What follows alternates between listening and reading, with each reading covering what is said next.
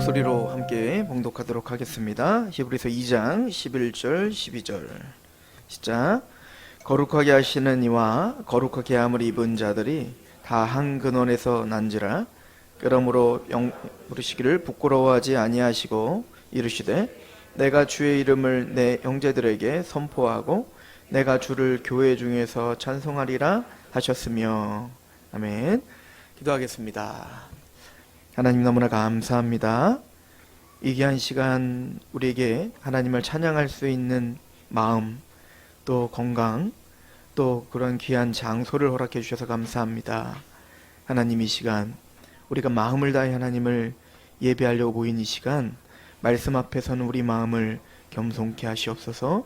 하나님의 말씀이 우리를 다스리는 시간 되게 하시고 그 말씀에 순복되어지는 시간 되게 하시옵소서. 성령님, 우리를 조명해 주실 줄로 믿고 예수 그리스도의 이름으로 감사하며 기도합니다. 아멘.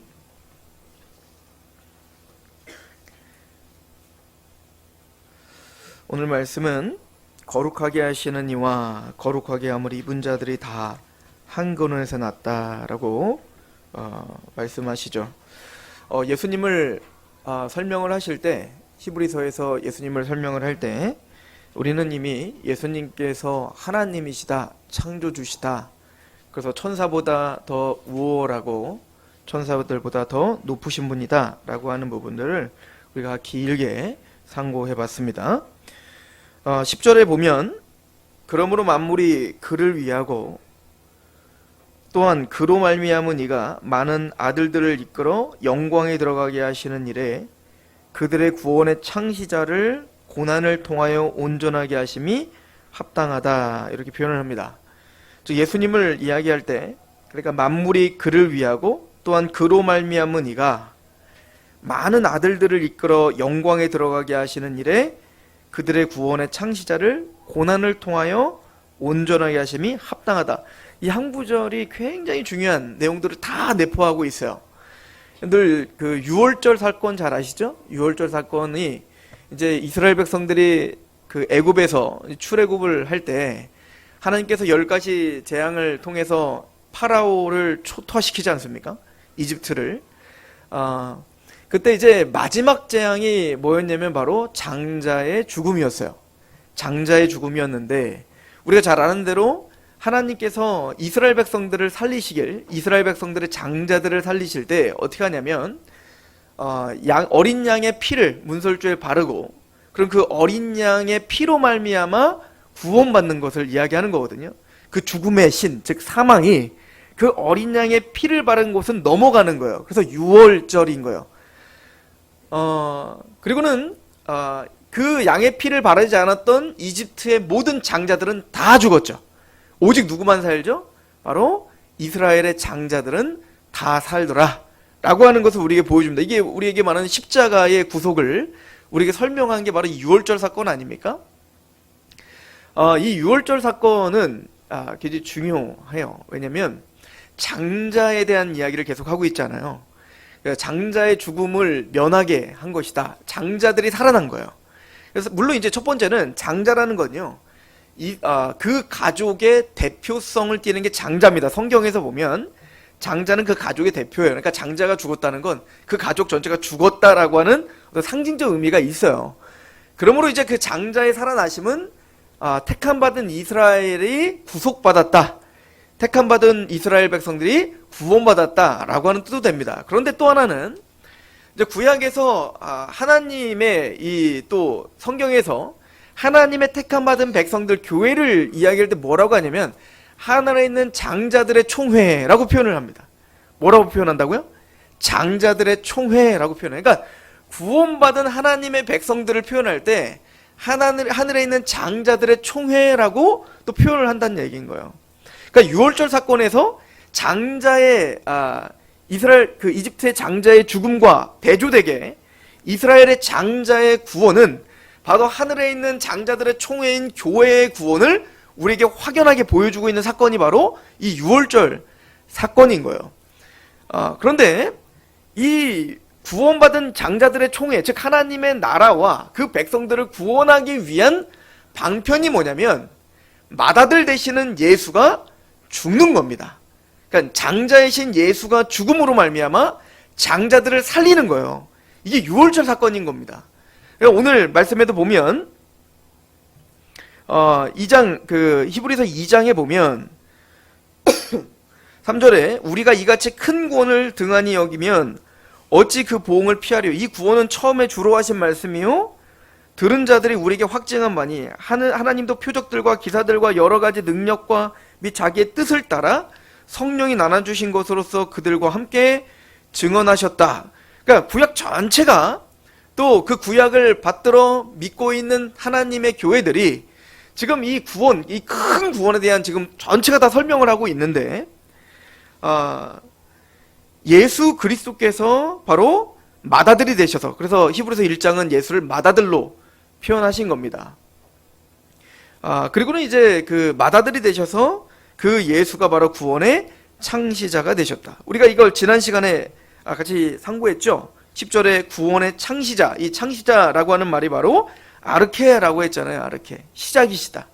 구원의 창조자이시며 시작이시다 라고 하는 뜻이고, 구원의 창시자를 고난을 통하여 온전하게 하심이 합당하다라고 해서 텔레이오라는 단어예요. 온전하게 하다. 이게 뭐냐면 성취하다, 온전케 하다, 완벽하게 하다, 이런 뜻이라고 했잖아요. 그러니까 우리의 구원을 시작하시고 우리 구원을 온전케 하고 성취하시고 완벽하게 하시는 분이 누구라는 거예요? 우리 맏아들 되시는 예수님이시다. 이걸 이제 우리에게 설명을 한단 말이에요. 자, 그런데 구원의 창시자를 고난을 통하여 온전하게 하셨다. 즉, 그 구원을 시작하신 예수께서 그 구원을 온전하게 하실 거예요. 완전하게 하실 거예요. 그런데 무엇을 통하여 온전하게 하실 거래요? 고난을 통하여 온전하게 하셨다. 이렇게 표현하는 겁니다. 그러니까 그 구원을 시작하신 예수께서 하늘에 있는 장자들의 총회를 완성하시기 위해선 그렇게 하실 건데요. 이미 하셨어요. 하늘에선. 이미 그게 예정됐기 때문에 하나님의 뜻은 이미 성취해요. 이 무슨 말인지 아시겠습니까? 우리는 뭔가 계획을 하면 이게 이루어질 수도 있고 안 이루어질 수도 있죠. 우리는 그만큼 지혜가 없고 능력이 없기 때문에 그래요. 그런데 하나님은 변함이 없으시고 전지하시고 전능하세요. 그죠? 그래서 하나님이 만약에 계획을 하셨다. 그것은 이미 이루어진 겁니다. 어디서? 하늘에서는 이미 이루어진 거라고요.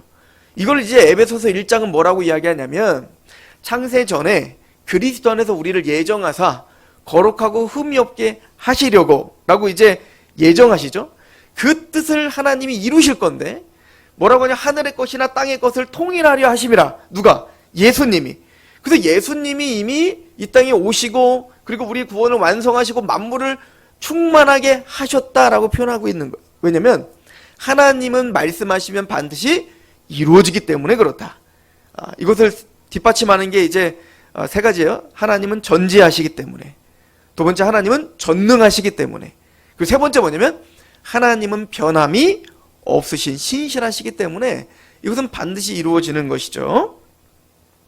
자, 그런데 그 일을 반드시 고난을 통하여 이루신다라는 거예요. 이게 굉장히 중요한 거예요. 오늘 말씀의 핵심입니다. 오늘 본문은 이렇게 말합니다. 거룩하게 하시는 이와 거룩하게 함을 입은 자들이 다 한 근원에서 나왔다. 이렇게 표현을 하죠. 그러니까 우리가 하나님의 자녀가 된 것은, 하나님의 자녀가 된 거, 하나님의 장자의 총회가 돼야 되잖아요. 구원 받으셔야 되잖아요. 구원 받아야 되고 구원이 완성돼야 되는데 그것을 성경 계속 뭐라고 표현하면 나았다 이렇게 표현한다고요. 야고보서에도 보면 진리의 말씀으로 우리로 낳으셨느니라. 그러니까 진리의 말씀으로 우리를 낳으셨다 이렇게 표현하죠.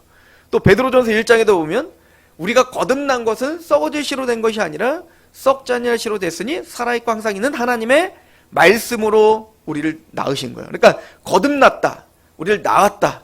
요한복음 3장에도 내가 진실로 거듭나지 아니하면 하나님 나라를 볼 수가 없다라고 말하죠. 그러니까 우리가 그런 장자들의 총회가 되기 위해선 우리가 반드시 뭐가 있어야 되죠? 거듭나야 되는 거예요. 그러니까 교회 안에서 우리가 중생했는가 거듭났는가 이것은 해도 되고 말아도 되는 게 아니에요. 조금 조금 수준이 낮은 성도와 수준이 높은 성도를 나누는 게 거듭났다는 표현이 아니에요. 거듭났다는 건 아이가 태어났다는 얘기인 거예요. 다시 태어난 겁니다. 그러니까 갓난 아이가 태어난 것처럼 그 엄마 품속에 10달 동안 품속에 있다가 드디어 때가 되어서 아이가 출생한 것처럼 말이에요. 하나님의 영원한 작정 속에 하나님이 우리를 사랑 안에 품고 계시다가 드디어 때가 되어서 우리가 하나님의 은혜로 나음을 받아야 된단 말이에요. 영적으로도 말이죠. 그것이 없다면 구원을 받을 수 없어요. 성경은 아예 천국을, 하나님 나라를 볼 수도 없다고 말하지 않습니까? 그래서 우리가 나으심을 입었다라고 표현을 하죠. 그런데 문제가 여기 보면 11절에 보면 거룩하게 하시는 이와 거룩하게 함을 입은 자들이 다 한 근원에서 나왔다 이렇게 표현해요. 그러니까 우리가 예수님을 통하여 하나님께 거듭나는 것처럼 누구도 그럼 나왔다는 얘기인 거예요. 거룩하게 하시는 이 누구죠? 구원의 창시자이신 예수님을 가리키죠. 그러니까 예수님도 또 우린 거룩하게 함을 받은 우린 누구예요? 성도들을 말하죠. 그러니까 예수님과 성도들이 다 한 근원에서 같이 났다 이렇게 표현한 거 있잖아요. 자, 이것이 우리에게 좀 오해를 가질 수가 있어요. 뭐냐면 우리가 예수님을 통하여 하나님으로부터 거듭났다 라고 하는 것과 예수님이 하나님으로부터 나았다, 나으심을 받았다 라고 하는 것과 동일한 게 아닌데 그걸 동일하게 생각할 수가 있어. 이걸 동일하게 생각하는 사람들이 누구죠? 여호와 증인이 그렇죠. 여호와 증인이 여러분들을 만나면 항상 이렇게 공격을 할 거예요. 예수님도 피조물이다 이거예요. 결론적으로는. 왜? 성경에는 예수님도 나으심을 받았다고 하지 않냐? 나으심을 받았다는 건 뭔가 존재가 없었던 적이 있었던 거 아니냐? 그러므로 예수님도 피조물이다 라고 이야기를 한단 말이에요. 그런데 성경에서 말할 때 물론 예수님도 나으심을 받았다라고 이야기를 합니다. 그러니까 이거를 신학적 용어로 영원한 출생 이렇게 표현하거든요. 근데 이제 신학적 용어는 알 필요 없지만 영원한 출생하셨다라고 하는 것과 우리가 거듭났다라는 건 아예 다른 이야기예요.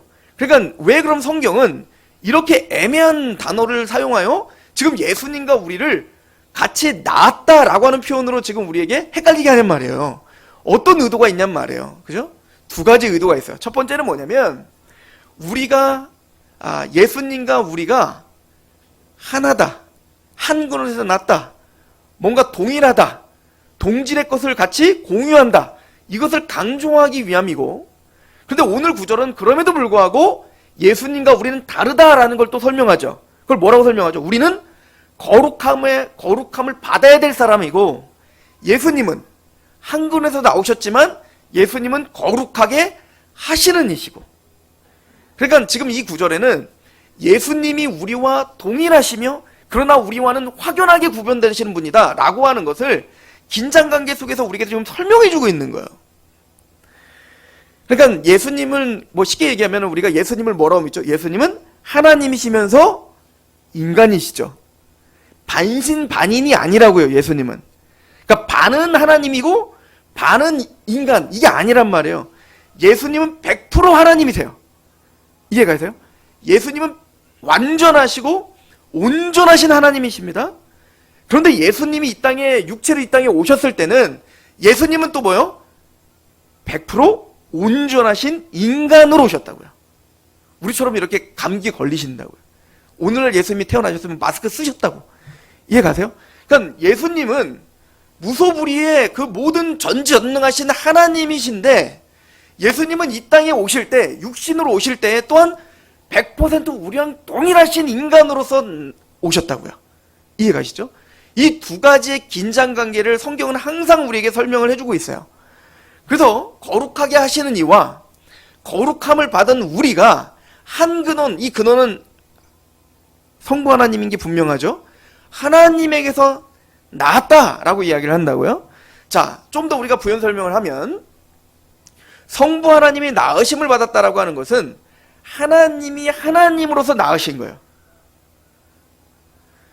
그래서 쉽게 얘기하면 강아지가 낳으면 강아지죠. 인간이 낳으면 인간인 거예요. 하나님이 낳으신 분은 하나님이신 거예요.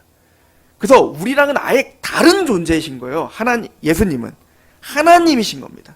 그래서 하나님으로서 하나님을 낳으셨다라고 하는 겁니다. 자, 이걸 좀 강조하기 위해서 골로새서 이 땅에도 좀 찾아보겠지만 골로새서 1장은 이렇게 말합니다. 15절에 그는 보이지 아니하는 하나님의 형상이요 모든 피조물보다 먼저 나신 이시니, 예수님을 말하는 겁니다.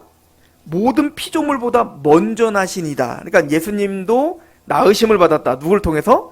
하나님께. 근데 뭐를 또 구분하죠? 모든 피조물보다 먼저 나셨다. 무슨 얘기죠? 천지 창조하시기 전부터 계셨던, 영원부터 계셨던 분이다 라고 지금 이걸 강조하는 거야. 그리고는 골로새서는 어떻게 강조하냐면 16절에 만물이 그에게서 창조되되, 그러니까 예수님은 피조물 중에 한 분이 아니라 모든 만물이 있기도 전에 먼저 하나님께로부터 낳으신 분이신데, 그 예수님은 뭐래요? 만물이 그에게서 창조되되 하늘과 땅에서 보이는 것들과 보이지 않는 것들과 혹은 왕권들이나 주권들이나 통치자들이나 권세자들이나 만물이 다 그로 말미암고 그를 위하여 창조되었고, 또 그가 만물보다 먼저 계시고 만물이 그 안에서 함께 섰다. 그러니까 예수님은 하나님으로부터 낳으심을 받았지만 그분은 영원전부터 계셨던 분이며, 그분은 모든 만물을 창조하신 분이며, 그분 또 만물이 누굴 위해 있대요? 그 예수를 위하여 만물이 존재한다는 거예요. 그러니까 여기서 예수님이 낳으심을 받았다는 건 피조물이다, 우리와 동일하다 이런 얘기를 하는 게 아니라고요. 우리랑은 전혀 다르신 분이다. 우리와는 전혀 차원이 다르신 그분은 창조자요, 그분은 모든 만물이 그에게 경배해야 될 예배의 대상이 되시는 분이 바로 예수님이다. 이걸 설명하기 위한 낳으심이에요. 그런데 우리 또한 낳으심을 받았다고요. 그런데 오늘 히브리서가 강조하는 건 뭐냐면 그 한 하나님께 낳으심을 받았지만 예수님은 거룩하게 하시는 분이며 우리는 거룩하게 함을 받아야 될 사람들이다. 그러니까 완전 다르다 이거예요. 천사들도 창조하시는 예수가, 천사들도 창조하시고 모든 만물을 창조하시는 예수고, 우리는 뭐요? 거룩함을 받아야 될, 다른, 쉽게 얘기하면 죄인이다 이거예요. 거룩함을 받아야 될 사람이다. 그러니까 우리가 이렇게 생각하셔야 돼요. 거룩하게 하시는 이와 거룩함을 받은 자가 한 근원에서 나왔다. 자, 거듭났다. 우리를 말하자면 거듭났어요. 거듭난다는 얘기는 다른 말로 말하면 거룩함을 받아야 되는 것과 관계가 있는 얘기란 얘기인 거예요. 우리가 나으심을 받았다는 것은 뭔가 죄사함을 받아야 된다는 얘기고요. 우리가 거룩하지 못하고 만물보다 심히 부패한 존재라고 하는 것을 지금 얘기하고 있는 거예요.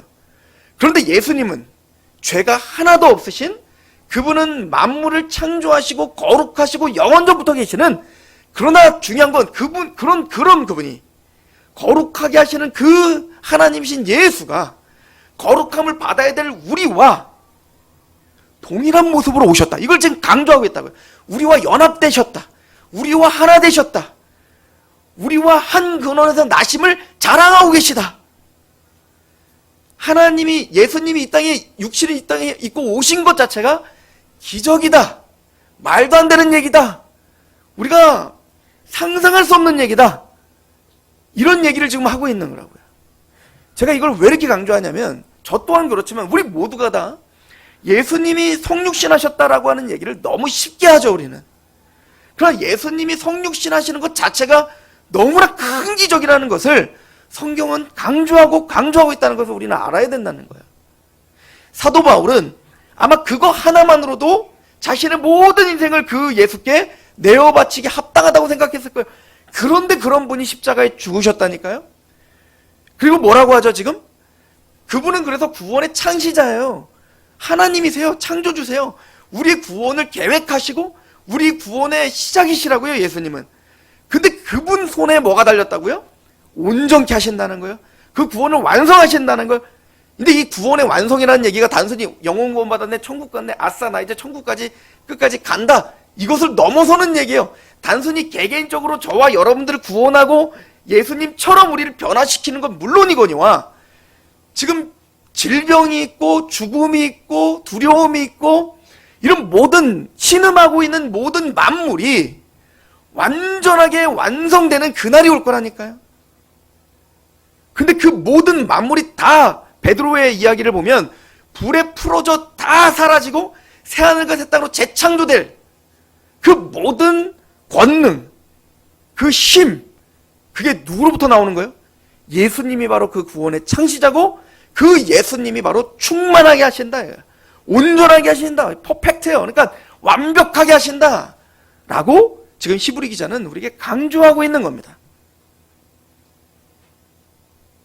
그러니까 저는 2장 3절에 우리가 이같이 큰 구원을 등한히 여기면, 이게 지금 히브리서의 지금 감정인 거예요.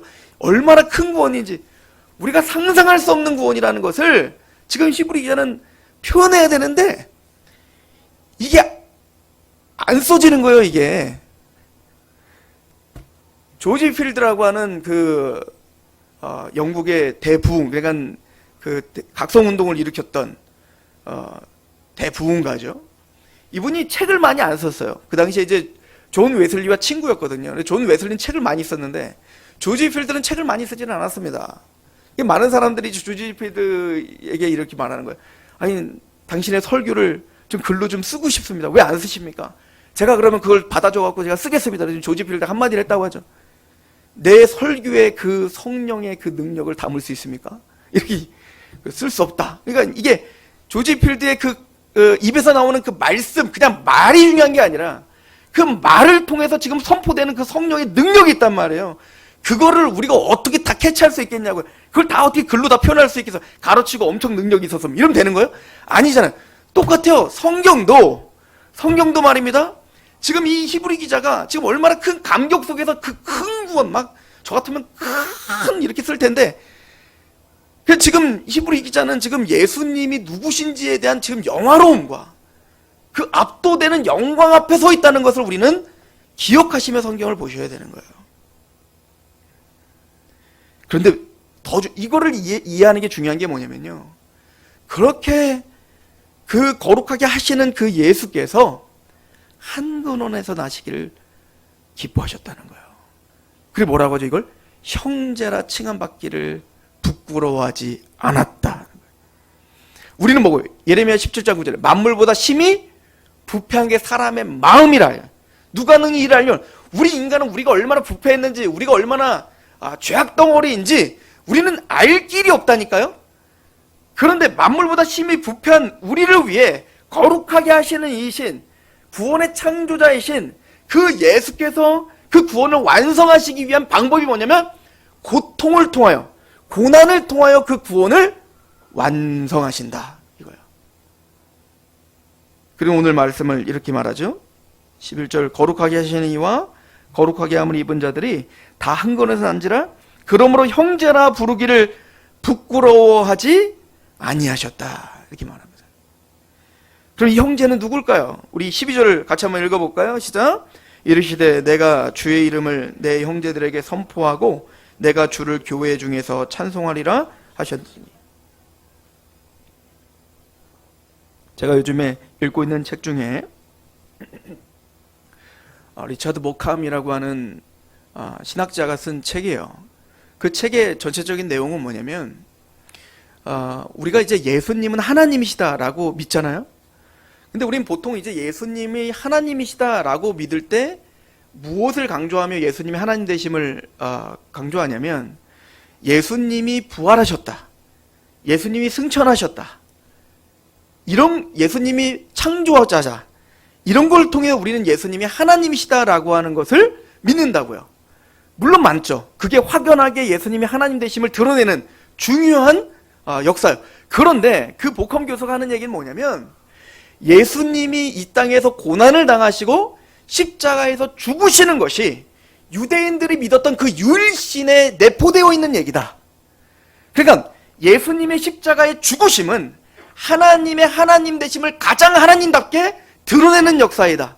그러니까 예수님의 하나님 되심은 부활해서 승천해서 또 천지를 창조하신 일에서만 예수님의 하나님을 증거하는 게 아니라, 구약 성경은 적어도 다른 이방 민족이 말하고 있는 하나님이 아니라 구약에서 말하고 있는 하나님의 하나님 되심이란, 하나님이 누군지, 우리가 믿고 있는 유일하신 아브라함과 이삭과 야곱이 믿었던 그 하나님이 누군지를 설명하는 구약은 고난당하시는 하나님을 강조하고 있다라고 말하는 거예요. 그 대표적인 게 바로 이사야서 40장부터 55장이라는 얘기인 거예요. 이사야서는 1 이사야, 2 이사야, 3 이사야 이렇게 나눠지거든요. 그때 그 2 이사야, 그러니까 하나님이 40장부터 55장까지 무슨 얘기냐면 내가 바로 하나님이다, 다른 하나님 없다, 이걸 선포해요. 그리고 53장에 여러분들이 잘 알고 있는 어떤 내용이 담겨있죠? 우리의 허물을 위해서 죽임당하시고 채찍에 맞으시고 찔림당하시고 고난당하시고 죽임당하시는 그 고난당하는 종에 대한 이야기를 하고 있다고요. 결론은 뭐냐면 성경은 그 하나님, 지극히 높으신 그 하나님이 팔짱을 끼고 있는 하나님이 아니라 그의 백성들을 위하여 고난당하시는 하나님이다. 그의 백성들을 향하여 신음하시는 하나님이다. 그러니까 우리가 믿고 있는 하나님의 하나님 되심의 가장 절정의 사건은 십자가다, 이걸 설명을 해요. 그러니까 예수님이 십자가에 죽으신 것은 예수님이 바로 그 하나님이심을 가장 잘 드러내는 사건이다 라고 하는 것을 설명하는 거죠. 오늘 히브리서 2장 12절에 이르시되 내가 주의 이름을 내 형제들에게 선포하고 내가 주를 교회 중에서 찬송하리라 라고 할 때 이 구절이 시편 22편의 말씀이에요. 이걸 인용한 거라고요. 시편 22편은 이건 우리가 잘 알고 있는 메시아시거든요. 우리 한번 가보시겠어요? 시편 22편.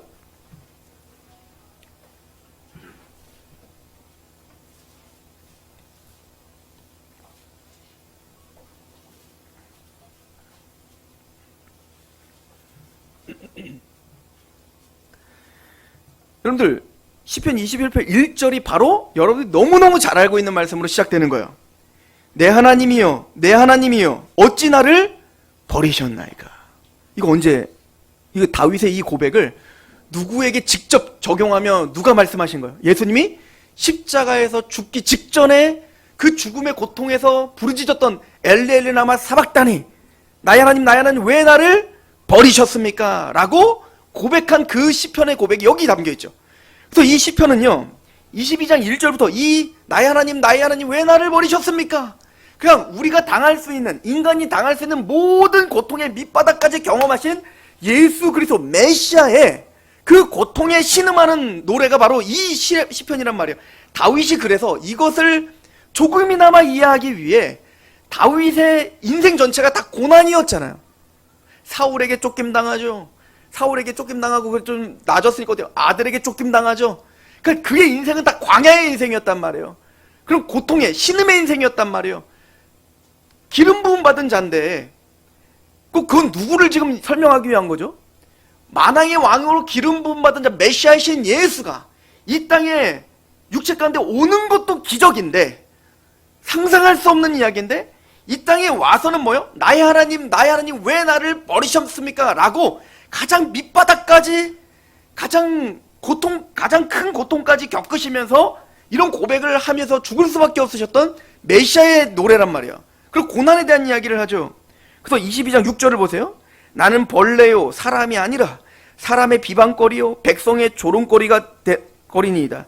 나를 보는 자는 다 나를 비웃으며 입술을 삐죽거리고 머리를 흔들며 말하되 그가 여호와께 이탁하니 구원하실걸? 그를 기뻐하시니 건지실걸 하나이다. 여러분들 이걸 읽으면, 여러분들이 좀 마태복음을 읽어보셨다면 마태복음에 이걸 그대로 다 성취되고 있다는 걸 볼 수 있죠.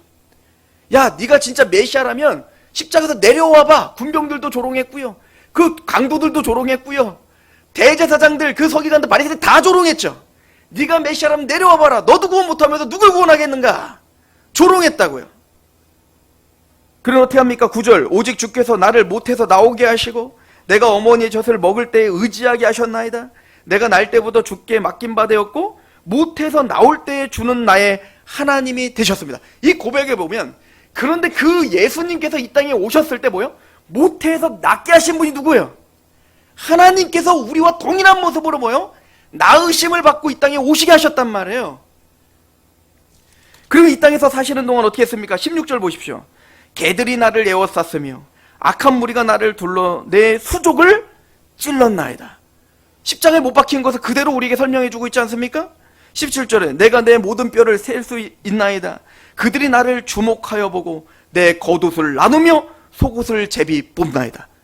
이게 다 예수님의 십자가에서 다 성취된 겁니다. 예수님의 옷을 제비 뽑고 네가 왕이냐, 네가 유대의 왕이냐 할 수 있는 모든 모독과 모든 조롱을 다 퍼부었던 그 상황을 그대로 다 예언해 놓고 있었죠.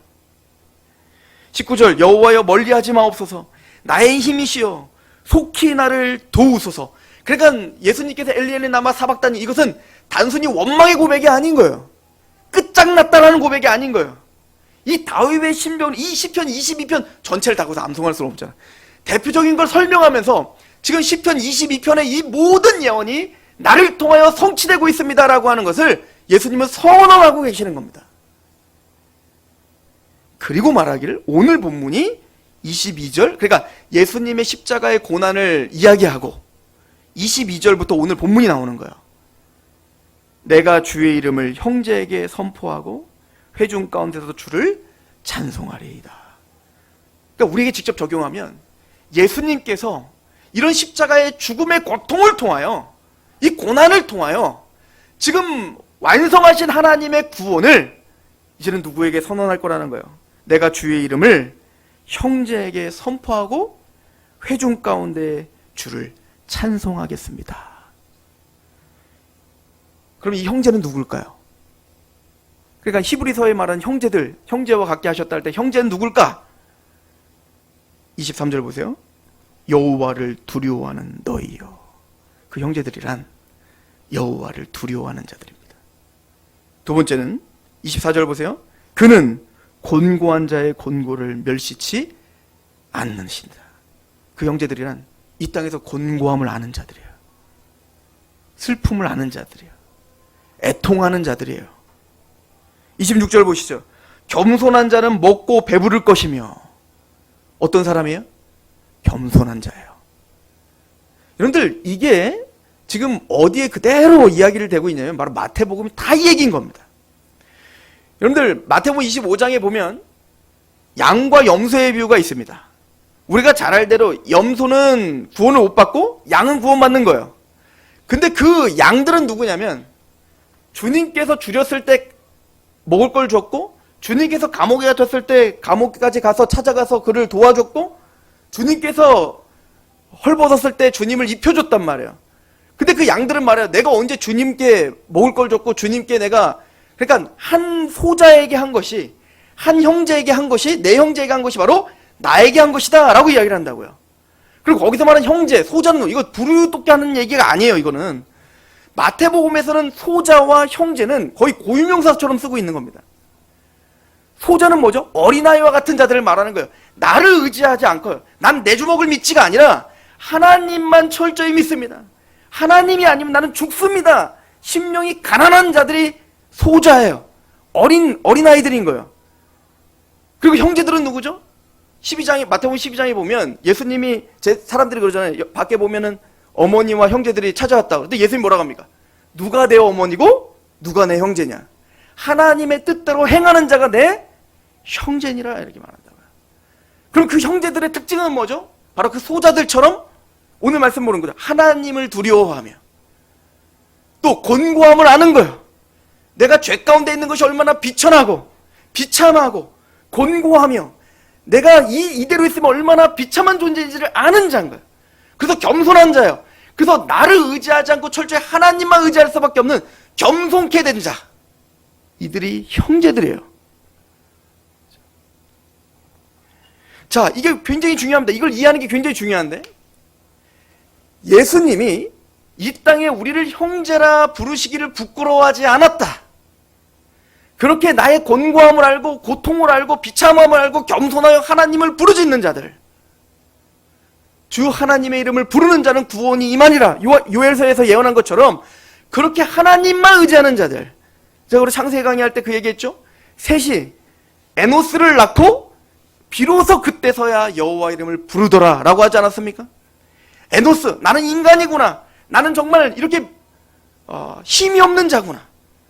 내가 뭔가 할 수 있을 줄 알았는데 사실은 모든 것을 다 확인해 보니 내가 사실은 할 수 있는 게 정말 아무것도 없다는 것을, 빈털터인 걸 아는 자들, 이게 하나님을 두려워하는 자요, 곤고를 아는 자요, 겸손한 자 아닙니까? 그들과 형제라 부름받기를, 형제라 칭함받기를 부끄러워하지 않아. 그들을 구원하러 예수님이 이 땅에 오셨다는 거예요.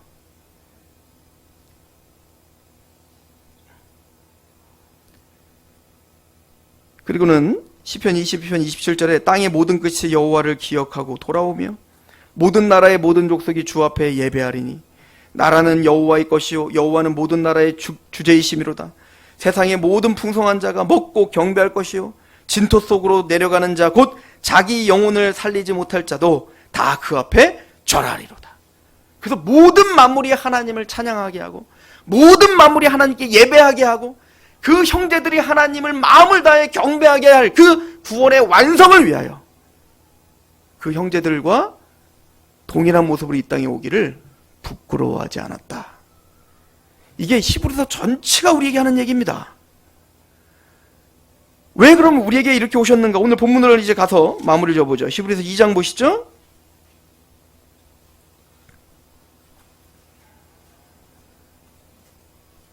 2장 9절 보세요.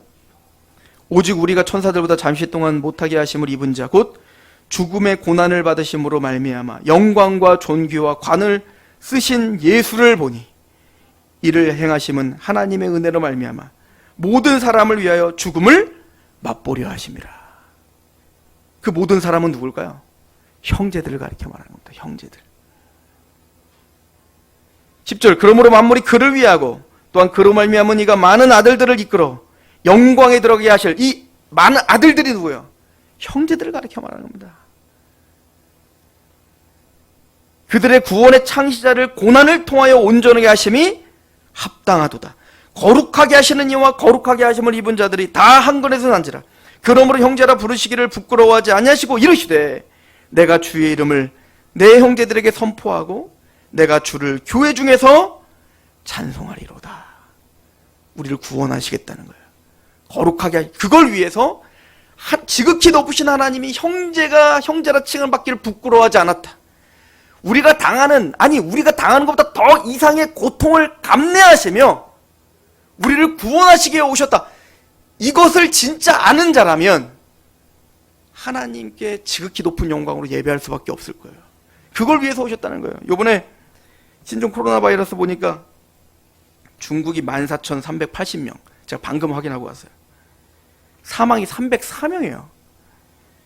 우리나라 확진도 2명이 더 늘어서 지금 15명이 됐습니다. 굉장히 두렵죠. 서울에 있는 교회는 거기서 확진자 나와서 지금 예배가 취소됐습니다. 그래서 영상 예배로 좀 돌렸고요. 총회에서도 저희에게 공문이 왔습니다. 마스크 쓰고 예배드리게 해라. 모든 중식은 다 폐하라. 악수하지 마라. 굉장히 두렵습니다. 근데 사실은 우리가 모든 것을 다 방어할 수 있을 것 같은데 방어하지를 못하는 걸 통해서 우리는 연약함을 깨달아야 됩니다. 근데 이런 위기 순간에, 이런 위기와 고난의 순간에 감동적인 이야기들이 또 굉장히 많이 나오죠. 제가 영상을 보니까 중국에 보니까 이제 그 우한을 완전히 폐쇄시켜버리고 우한 사람이 넘어오지 못해서 총 들고 서 있는 사진들 보셨어요? 아예 우한 사람들 막 다 색출해가지고 이제 막 현상금 내걸고 이제 그렇게 막 혐오하는 분위기가 일어났는데, 그런데 그 와중에 그런 사람들이 있는 반면 자발적으로 그곳에 간호사가 의사가 투입되어 그곳에서 지금 희생하는 사람들이 있어요. 근데 그 한 젊은 간호사들 중에 요즘 뭐 하고 있냐면 삭발하는 걸 하고 있어요. 방호복을 빨리 입어야 되고 신속하게 대응해야 돼. 이걸 갈아입는데 너무 오래 걸리니까, 머리를 하는데 너무 오래 걸리니까 다 삭발을 하는 사진을 봤어요. 또 한 간호사는 22살 여자 간호사인데 그 여자 손이 찍힌 사진입니다. 이게 소독약과 항상 방호복 때문에 땀이 나고 진물이 나가지고 온통 4일 만에 온통 진물이 나는 손을 본 거예요. 감격이 되죠. 감동이 되죠. 그래, 그 중국을 위해서 기도해야겠다라는 마음이 우러나오죠. 그래, 야, 나 걸릴까봐 겁나 죽겠네. 그것뿐만 아니라 그 사람들을 위해서 기도할 마음들이 우리에게 우러나오게 하는 그런 건 희생을 통해서 나타나는 거예요. 그런데 예수님이 바로 그런 모습으로 이 땅에 오셨다는 거예요. 하늘에서 거룩하게 하심을 입은 자가 하늘에서 팔짱 끼고 내가 너희들을 구원할게 라고 말하는 게 아니라 머리를 깎고 손에 진물이 나도록 우리를 위해서 죽기까지 복종하시러 이 땅에 오셨다는 거예요. 그리고 말씀하시는 거예요. 우리와 형제가 되기를 부끄러워하지 않았다. 교회와 교회 중에서 하나님을 찬송하게 하려 함이라. 우리는 그 예수 그리스도를 깊이 생각하셔야 됩니다. 그 예수님을 우리가 예배한다는 것을 사실 위세가 아니에요. 우리가 예배를 드려주는 게 아니라 예배를 드릴 수 있게 하시는 그 십자가의 은혜를 우리는 바로 알아야 되는 것입니다. 히브리 기자는 다른 이제 해야 될 얘기가 많지만 그 전에 이것부터 정리하고 가야 되는 거예요. 예수를 깊이 생각하자. 기도하겠습니다.